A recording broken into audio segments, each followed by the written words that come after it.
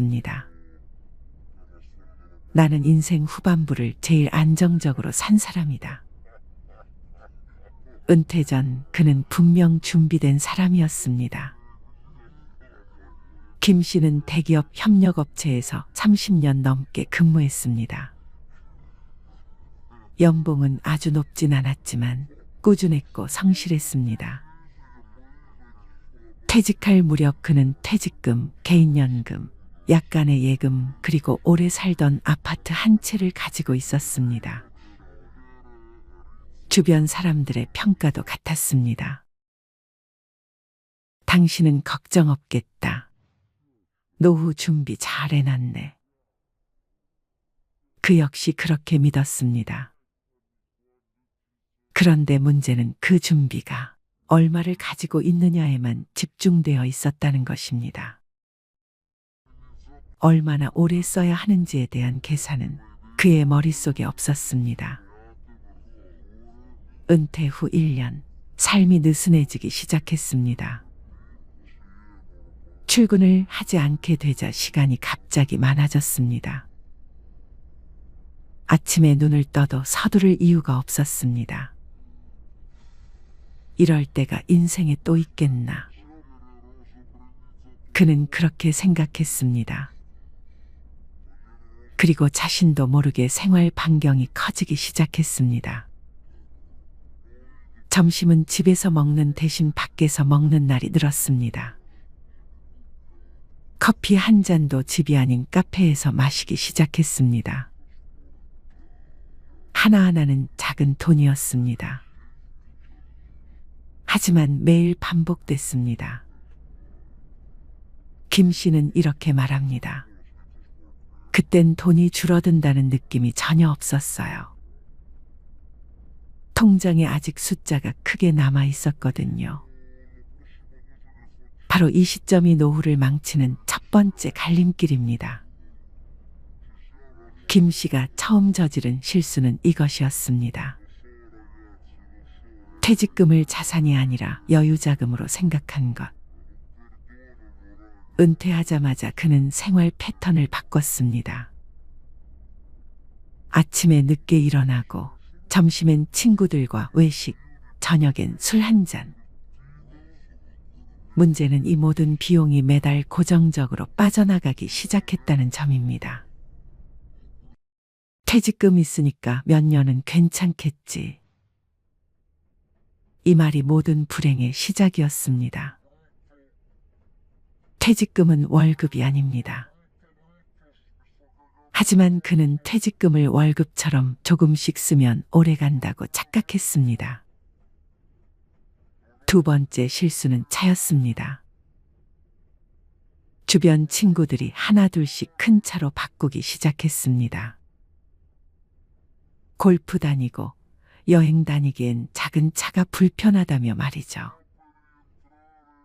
김 씨도 마음이 흔들렸습니다.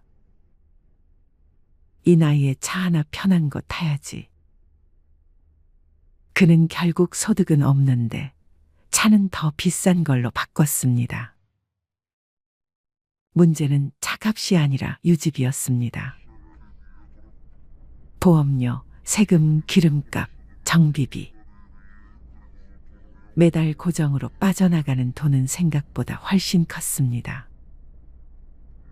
그때 김 씨는 이렇게 생각했습니다. 그래도 체면은 지켜야지. 이 체면이라는 단어가 노후를 가장 빠르게 망치는 단어라는 걸 그는 그땐 몰랐습니다. 세 번째는 모임과 여행이었습니다. 은퇴 후 가장 늘어나는 것이 시간과 모임입니다. 김 씨는 거의 매주 동창 모임, 동호회, 친목 모임에 나갔습니다. 모임이 늘수록 회비, 식사비, 술값이 함께 늘었습니다. 거기에 이런 말들이 따라 붙습니다. 나중에 못 다니면 어떡해. 지금이 제일 건강할 때야. 그 말은 맞습니다. 하지만 문제는 속도 조절이었습니다. 김 씨는 1년에 한두 번이 아니라 1년에 네다섯 번씩 여행을 갔습니다. 국내, 해외 가리지 않았습니다. 그는 늘 이렇게 말했습니다. 돈은 나중에 아끼면 되지. 하지만 노후에서 나중은 생각보다 빨리 옵니다.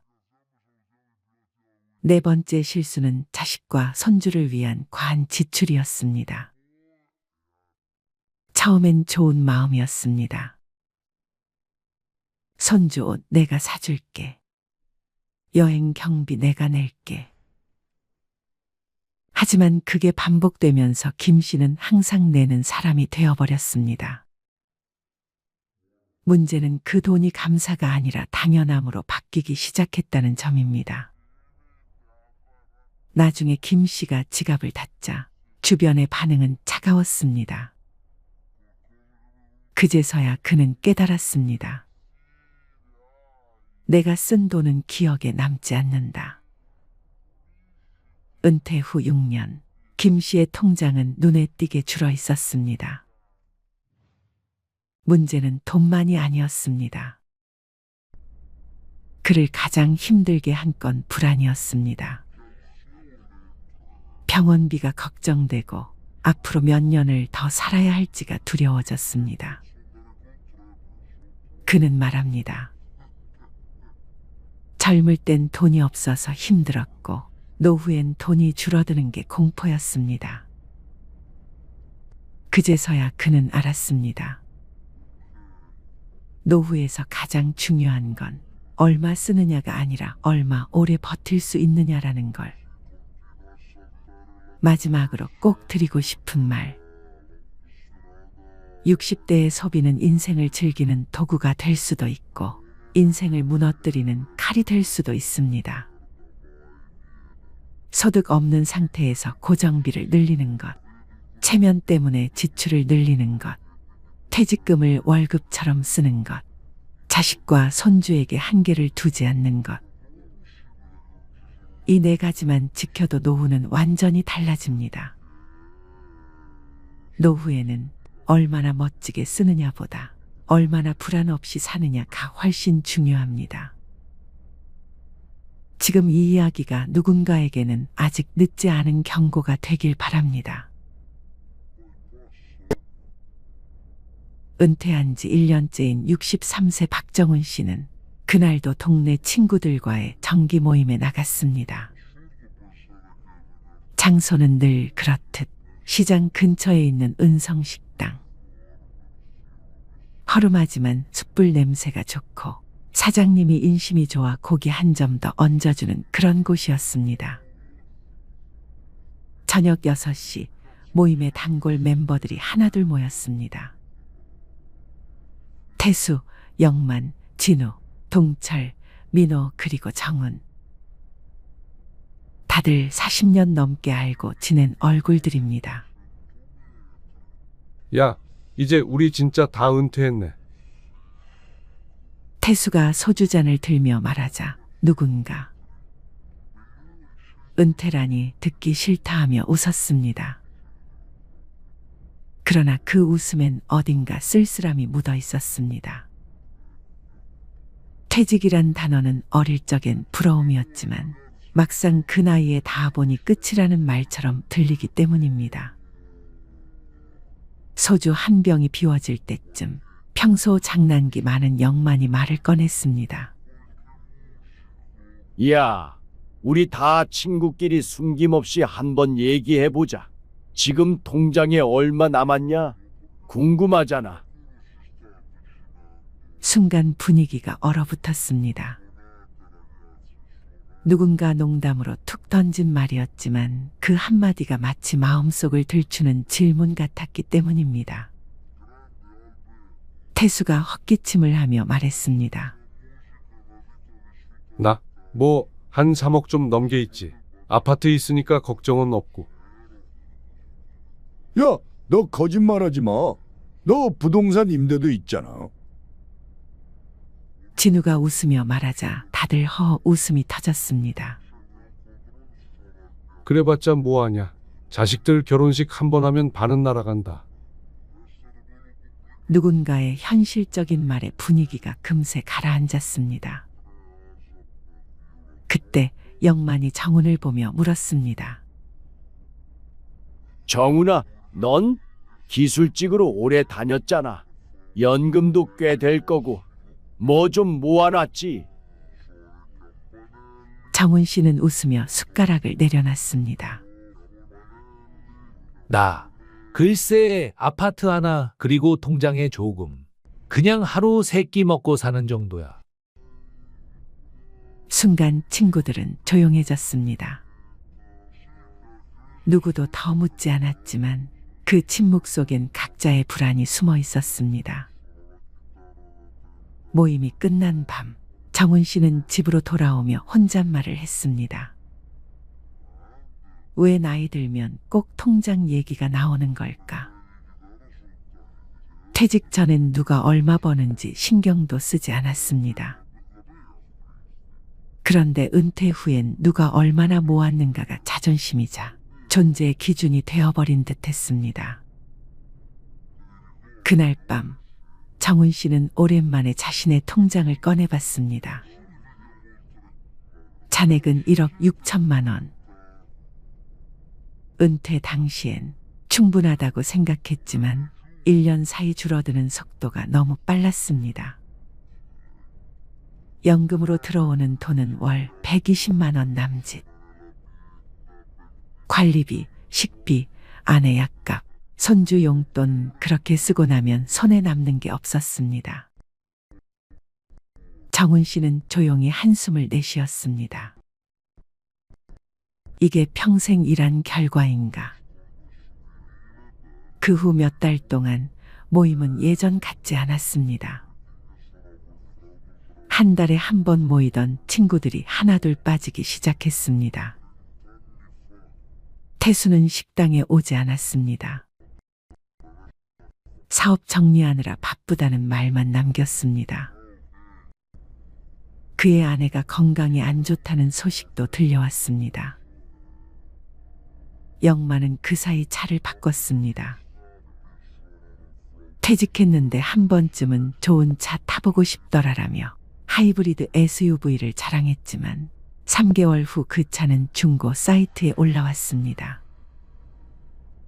진우는 장남 결혼 자금으로 8천만 원을 보탰고 그 후엔 늘 말이 줄었습니다.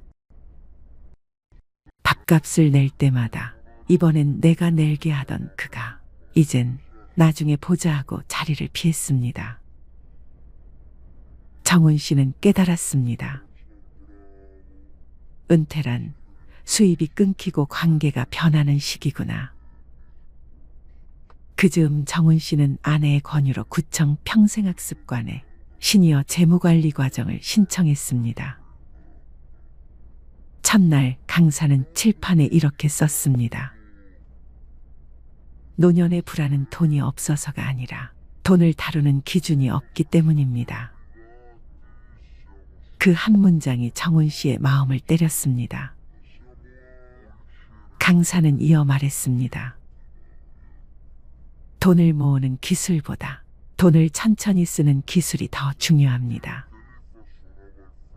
돈을 한 번에 써버리면 인생의 속도가 함께 달려가 버리거든요.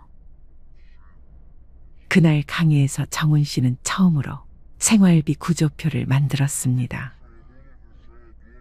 식비, 공과금, 의료비, 취미비, 경조사비.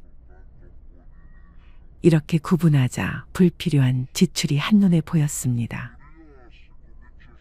특히 체면 비용이라는 항목이 문제였습니다. 친구 생일, 결혼식, 회비, 명절 선물 등. 그 한 줄에서 매달 30만 원 이상이 빠져나가고 있었습니다. 강사는 이렇게 말했습니다. 은퇴 후 3년은 적응기입니다. 그때 대부분이 하는 실수는 은퇴 전의 소비 습관을 그대로 유지하는 것입니다. 정훈 씨는 그 말을 듣고 고개를 끄덕였습니다. 회사 다닐 땐 회식 후 5만 원, 10만 원이 아무렇지 않았지만 지금은 커피 한 잔도 계산이 망설여졌습니다. 그는 점점 깨달았습니다. 돈이 줄어서 힘든 게 아니라 소비의 기준을 바꾸지 못해서 힘든 거구나. 그날 이후 그는 생활을 다시 정리했습니다. 자동차는 팔고 대중교통으로 바꿨습니다. 매일 점심은 직접 도시락을 싸서 나갔고 커피는 집에서 내려 마셨습니다. 이상하게도 통장은 그대로인데 마음은 더 편해졌습니다. 6개월 후 모임이 다시 열렸습니다. 이번엔 고깃집 대신 구청 근처 카페였습니다. 태수가 먼저 도착해 있었습니다. 얼굴은 좀 수척했지만 웃음은 여전했습니다. 야, 나 요즘 아내랑 산책해. 하루에 10,000보씩 걷는다. 그게 제일 큰 연금이더라. 모두 웃었습니다. 진우도 말했습니다. 나 이번에 도서관에서 일 시작했어. 책 정리하고 애들이랑 얘기하고 하루 일당은 작지만 마음은 젊어져. 영만이 커피를 마시며 말했습니다. 난 공공근로 나가. 월 80만 원이지만 사람들이랑 얘기하고 웃다 보면 하루가 금방 가. 정훈 씨는 조용히 그 모습을 바라봤습니다. 이 사람들 예전보다 훨씬 행복해 보인다. 이야기 후반부 정훈 씨는 강연에서 배운 말을 떠올렸습니다. 은퇴 후 진짜 부자는 돈이 많은 사람이 아니라 불안하지 않은 사람이다. 그는 그 문장을 노트에 써두었습니다. 불안은 잔고가 아니라 마음에서 시작된다는 걸 알았기 때문입니다. 노후의 평화는 숫자에서 오는 게 아니었습니다. 그건 소비를 통제하는 능력, 관계를 정리하는 용기, 그리고 시간을 의미 있게 쓰는 습관에서 비롯되었습니다. 정훈 씨는 3가지 자산을 다시 세웠습니다. 첫 번째, 건강 자산. 매일 아침 7시 동네 공원에서 30분 걷기. 그걸 내 몸에 이자 붙이는 시간이라 부르며 꾸준히 실천했습니다. 두 번째, 관계 자산. 나를 불편하게 만드는 사람과는 거리를 두자. 그 기준을 세운 후 그는 인간관계가 훨씬 단순해졌습니다. 세 번째, 시간 자산. 매주 한 번 지역 아동센터에 가서 아이들에게 기술을 가르쳤습니다. 은퇴 후에도 필요한 사람이 되고 싶다. 그것이 그의 새로운 목표가 되었습니다. 그해 겨울 정훈 씨는 같은 강좌의 동기들과 봉사활동을 나갔습니다. 그곳에서 만난 한 노인이 이런 말을 했습니다. 나는 통장에 1,000만 원도 없지만 내가 먹고 싶은 밥을 내 손으로 지을 수 있어서 부자야.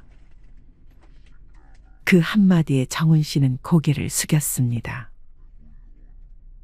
진짜 부자는 마음이 가난하지 않은 사람이었습니다. 1년이 지나 다시 모임이 열렸습니다. 이번엔 누가 먼저 통장 이야기를 꺼내지 않았습니다. 대신 정훈 씨가 잔을 들고 말했습니다. 야, 우리 이제 얼마 모았냐고 묻지 말자. 그 대신 하루를 얼마나 즐겁게 살았는지만 물어보자. 그 말에 다들 웃으며 고개를 끄덕였습니다. 그들의 통장은 줄어들고 있었지만 대신 마음속엔 여유라는 잔고가 채워지고 있었습니다. 사람들은 흔히 묻습니다. 은퇴 후 얼마 있어야 살 수 있나요? 하지만 그 질문의 핵심은 얼마가 아니라 어떻게입니다. 지출 구조를 단순하게 만들 것. 돈이 어디로 새는지 모르면 아무리 많아도 부족합니다. 체면 비용을 과감히 끊을 것. 진짜 친구는 내가 싸구려 커피를 마셔도 함께 웃을 수 있는 사람입니다. 소득이 끊겨도 가치 있는 일을 찾을 것. 하루에 5,000원을 벌어도 누군가에게 필요한 사람이라면 그건 행복입니다. 그리고 마지막으로 돈보다 마음의 구조를 바꾸는 것. 돈이 줄면 불행해지는 사람이 아니라 돈이 줄어도 평온한 사람이 되는 것이 진짜 노년의 성공입니다. 정훈 씨는 요즘 매일 오전 9시에 나가 동네 공원 벤치에 앉습니다. 커피 한 잔 들고 친구에게 전화를 겁니다. 오늘은 어디까지 걸었냐? 나 10,000보 채웠지. 그 통화 속엔 더 이상 비교도 자랑도 없습니다. 그저 하루를 살아낸 서로의 안부가 전부입니다. 그가 미소 지으며 말했습니다. 돈은 줄었지만 마음은 늘고 있다. 우리가 묻는 질문을 바꿔야 합니다. 은퇴한 친구들은 통장에 얼마를 모았을까? 이 질문 대신 이렇게 물어야 합니다. 그들은 지금 얼마나 평온하게 살고 있을까? 진짜 부자는 숫자 속에 있지 않습니다. 그건 하루를 걱정 없이 보내는 마음 속에 있습니다. 50대, 60대는 참 어려운 시기입니다. 밖에 나가면 다 돈인데 그렇다고 안방에서 맨날 넷플릭스 보면서 집밥만 먹을 순 없고 고물가 고금리 쓰나미가 몰아치면서 은퇴를 앞둔 사람들의 고민이 커지고 있습니다. 가계 생활비가 무섭게 오르는 상황에서 노후 자금은 얼마나 준비해야 충분할지 걱정하는 것입니다. 일반적으로 60세가 되면 소득이 끊기기 때문에 가계 손익 구조는 마이너스로 바뀌게 됩니다. 고물가 장기화가 더해지면서 고령 세대의 살림살이는 예전보다 더 팍팍해졌습니다. 최근 통계청이 발표한 생애주기 적자 추이를 봐도 61세에 시작된 적자 인생은 죽을 때까지 이어집니다. 이러한 시행착오를 줄이려면 나보다 앞서 길을 걸어간 선배들의 조언이 유용한 길잡이가 됩니다. 80대 선배들이 퇴직하고 나서 이걸 하길 참 잘했다. 시간을 되돌려도 이것만은 꼭 하겠다. 고 추천하는 건 무엇일까요? 먼저 첫 번째, 건강관리. 죽기 전 10년은 앓다가 간다. 평생 의료비의 절반은 70세 이후에 쓴다. 나이가 들면 돋보기, 보청기, 틀니, 지팡이, 약봉지가 일상이 됩니다. 아프면 서럽다지만 더 큰 문제는 질병으로 인해 파생되는 삶의 질 저하입니다. 새해 1월에는 늘 건강을 외칩니다. 가장 귀담아 들어야 할 사람들은 바로 50에서 60대들입니다. 건강을 잃으면 모든 것을 잃는다는 말을 실감하는 나이이죠. 암 등 중병이라도 걸리면 돈도 많이 들어갑니다. 타인의 도움이 필요해지는 상황이 닥치면 더 실감합니다. 특히 간병비는 건강보험이 적용되지 않아서 사비로 충당해야 하는데 최근 인건비 상승으로 월 300~400만 원이 드는 경우가 태반입니다. 얼마나 오래 아플지, 간병비는 언제까지 나갈지 이런 모든 일정이 불확실하다는 것도 문제입니다. 병을 늦게 발견해 건강보험이 안 되는 신약까지 사용하면 노후 설계가 송두리째 흔들립니다. 겨우 장만한 집 한 채를 팔 정도가 아니더라도 예금은 거의 다 날아갈 수 있습니다. 우리보다 앞서 고령화된 일본에서도 병원 신세를 지는 노인들이 의료와 요양의 노후 자금을 쏟아부으면서 간병파산 위험에 직면했습니다. 노후에 돈을 아끼는, 아니 버는 방법은 부부가 모두 건강한 것입니다. 운에 내 몸을 맡기지 말고 스스로 노력해야 병원비, 약값을 아낄 수 있습니다. 해마다 돌아오는 국가검진을 꼬박꼬박 받아야 합니다. 40대 이상은 2년마다 위내시경, 50대 이상은 매년 대변검사에 이어 대장내시경을 받을 수 있습니다. 귀찮다고, 내시경이 무섭다고 검진을 건너뛰면 후회할 수 있습니다. 최근 위암, 대장암이 줄고 있는 것은 국가암 검진의 영향도 큽니다. 조기 발견은 물론 암 예방에도 도움이 됩니다. 노후에는 건강을 잘 지키기만 해도 흑자 인생을 보낼 수 있습니다. 건강이 곧 돈이기 때문입니다. 음주, 야식, 흡연, 과식, 소파와 한몸 등과 같은 나쁜 생활 습관은 건강을 해치며 노후 파산의 원인이 됩니다. 사랑하는 자녀에게 부모 부양으로 경제적인 부담을 주지 않는 가장 손쉬운 방법이 본인 건강 관리입니다. 평소엔 잊기 쉽지만 치아 관리에도 힘써야 합니다.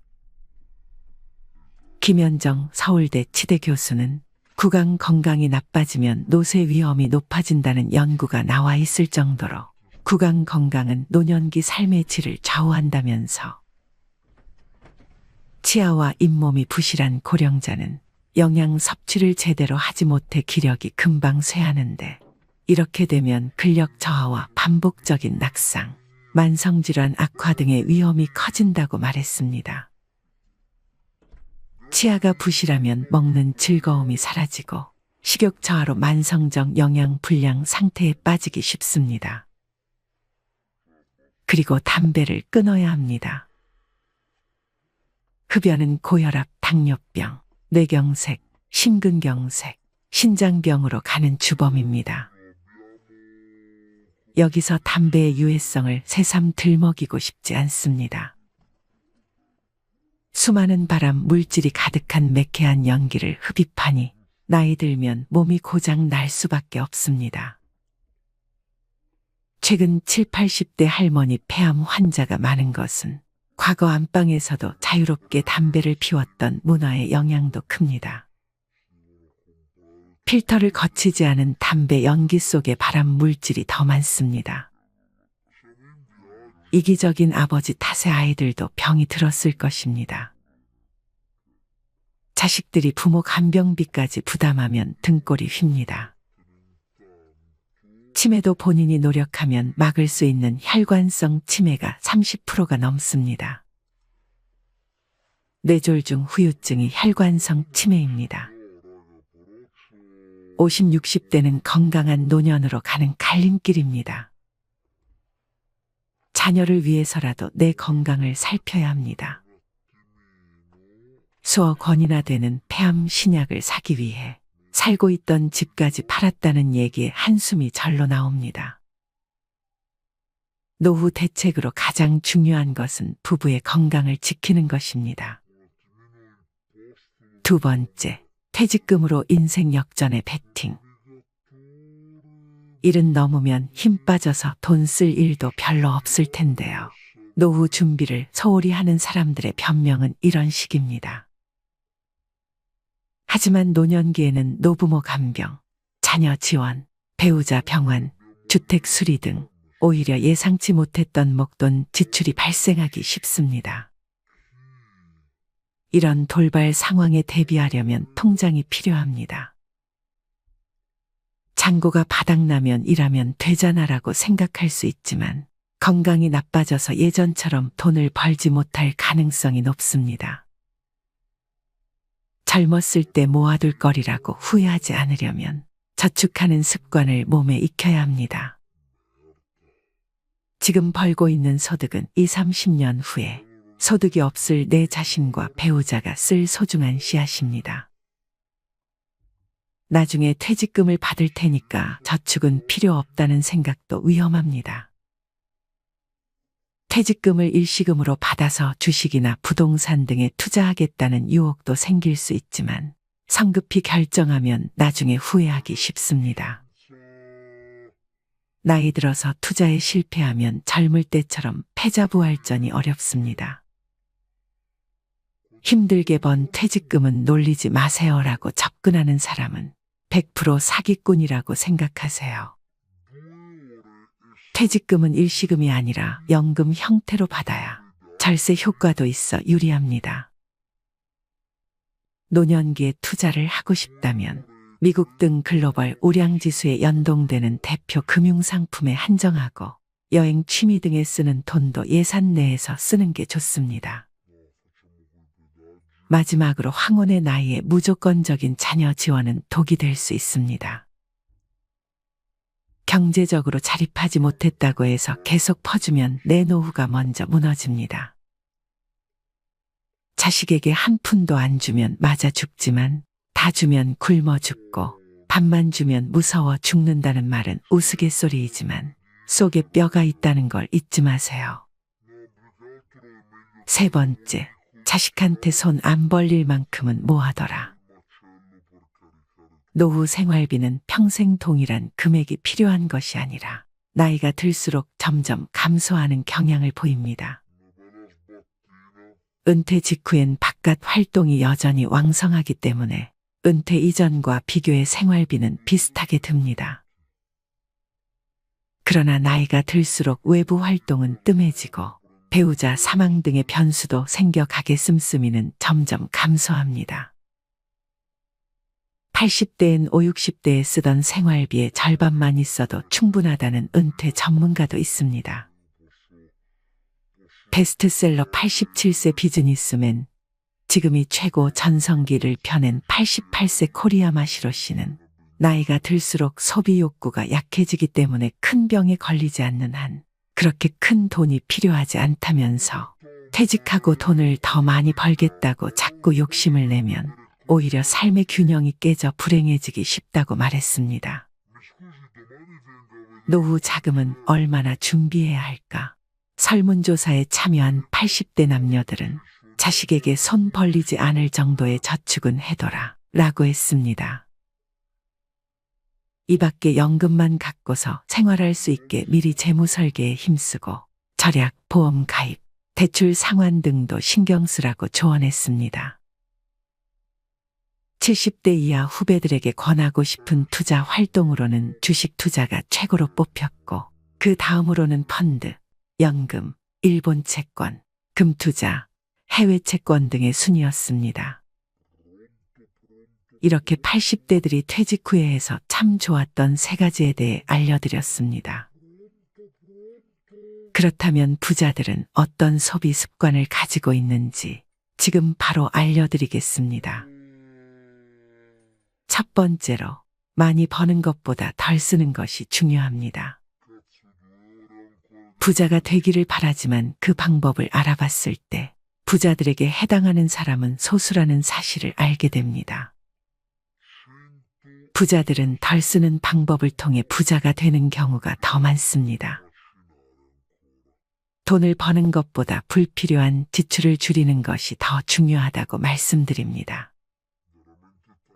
실제로 대부분의 부자들은 지출을 통제하는 절약 습관을 가지고 있답니다. 버는 돈보다 쓰는 돈이 적어야 부자가 될 수 있습니다. 잘 모아지지 않더라도 조금씩 돈이 쌓여 부자가 되고 있다는 사실을 명심하세요. 그래서 적은 돈부터 아끼는 습관을 기르는 것이 중요합니다. 두 번째로, 나가는 돈을 곱해서 생각하는 습관을 가져야 합니다. 많은 사람들은 물건을 샀거나 지출을 할 때 나가는 금액을 나눠서 생각하는 경향이 있습니다. 하지만 부자들은 나가는 돈을 곱해서 생각합니다. 예를 들어 기타 요금이 한 달에 13,500원이라면 한 달치인 것을 생각하는 게 아니라 12개월 동안 계산하여 16만 2천 원인 것으로 생각하는 거죠. 이렇게 나가는 돈을 곱해서 생각하면 정확한 지출 기호를 확인할 수 있습니다.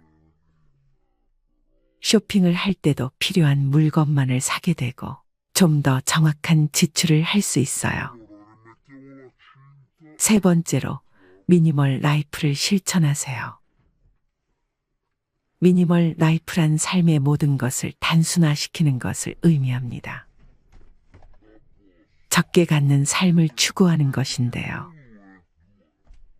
필요한 최소한의 물건들만을 가지고 살기 때문에 집안이 깔끔해지고 마음의 여유가 생깁니다. 물건을 줄이기 때문에 가사노동 시간도 줄어들고 경제적으로도 절약이 가능하며 물건을 구매하는 시간과 에너지를 아낄 수 있습니다. 필요하지 않은 물건을 사지 않고 필요한 물건에만 돈을 쓰는 습관을 가지세요. 네 번째로 과다한 식재료 구매를 줄이세요. 장보기의 편리함과 다양한 상품들이 진열되어 볼거리를 자랑하며 또한 파격적인 가격의 혜택을 받고자 대형마트를 주기적으로 방문하는 것이 이제는 당연한 시대입니다. 그러나 경제적 소비를 위해 쇼핑함에도 불구하고 당장 필요하지도 않는 먹을거리를 양을 많이 제공하거나 가격을 할인한다는 이유로 충동 구매를 하는 경우도 자주 있습니다. 뿐만 아니라 이렇게 집으로 가져온 식자재는 냉장고에 꽉꽉 채워두게 되며 결국 유통기한을 넘겨버려 먹지도 못하고 폐기 처분하게 된다면 불필요한 비용이 낭비되는 것입니다. 오늘부터는 주말마다 대형마트 대신에 요리를 위해 필요한 식자재가 있을 때마다 방문할 수 있는 우리 동네의 식료품점을 이용해보면 어떨까요? 볼거리는 부족하고 다양한 상품은 없지만 충분히 합리적인 가격을 제공하고 필요한 것은 대부분 구매할 수 있습니다. 또한 최근 들어 냉장고 파먹기가 유행인데요. 불필요하게 새로운 식자재를 구매하지 않고 냉장고에 보관된 재료만으로 요리를 함으로써 냉장고의 전기 소비 효율을 늘리고 쓸데없이 음식물을 버리는 일을 줄이는 것을 말합니다. 냉장고문에 보관된 식자재를 기록하거나 보관된 식자재로 만들 수 있는 음식을 적어 놓는 노하우를 비롯하여 각종 아이디어를 온라인상에서 얻을 수 있답니다. 이렇게 간단히 부자들의 소비 습관 4가지를 알아보았습니다. 혹자는 이미 부자라서 가치를 따질 수 있는 형편이 된다고 생각할 수도 있습니다.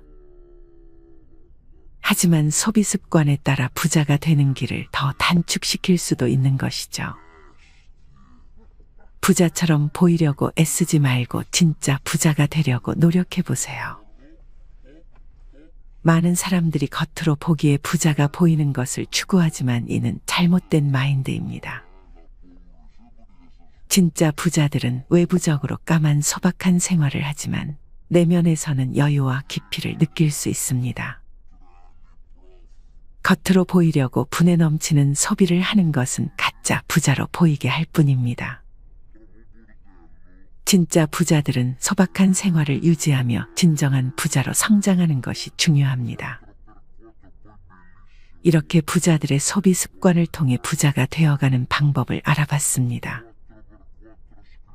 아껴서 소비하는 습관을 부정적인 마인드로 생각하는 것이 아닌 하루하루 부자가 되어가는 가정으로 생각해 보세요.